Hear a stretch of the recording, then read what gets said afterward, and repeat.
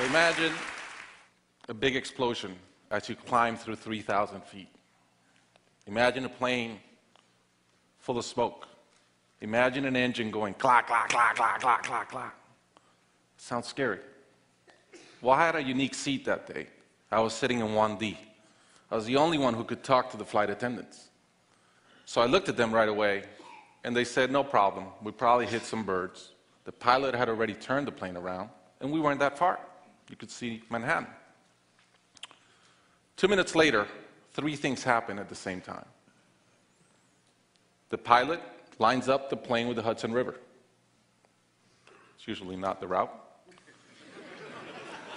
He turns off the engines. Now imagine being on a plane with no sound. And then he says 3 words, as unemotional 3 words as I've ever heard. He says, brace for impact. I didn't have to talk to the flight attendant anymore. I could see in her eyes, it was terror. Life was over. And I want to share with you 3 things I learned about myself that day. I learned that it all changes in an instant.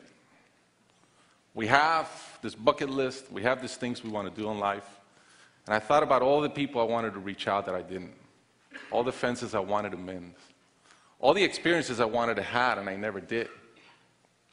As I thought about that, later on I came up with a saying, which is, I collect bad wines. Because if the wine is ready and the person is there, I'm opening it. I no longer want to postpone anything in life. And that urgency, that purpose, has really changed my life.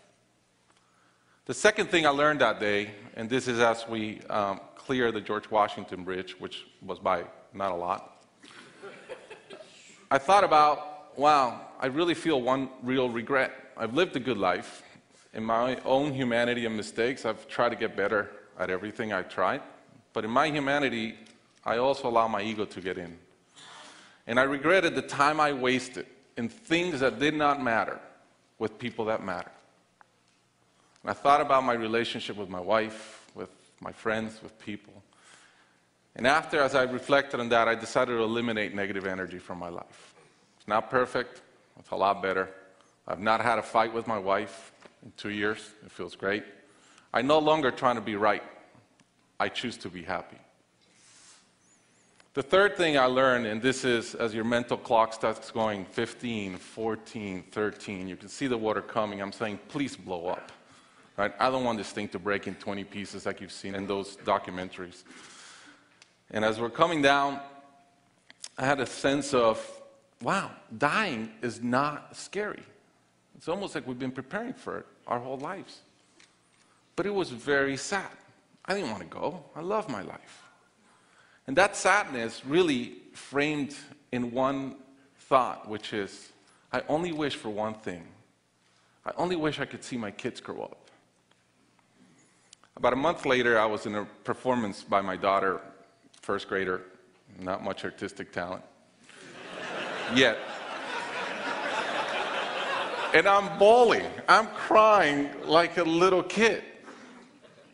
And it made all the sense in the world to me. I realized at that point, by connecting those 2 dots, that the only thing that matters in my life is being a great dad. Above all, the only goal I have in life is to be a good dad. I was given the gift of a miracle, of not dying that day. I was given another gift, which was to be able to see into the future and come back and live differently. I challenge you guys that are flying today. Imagine the same thing happens on your plane, and please don't. But imagine, and how would you change? What would you get done that you're waiting to get done because you think you'll be here forever?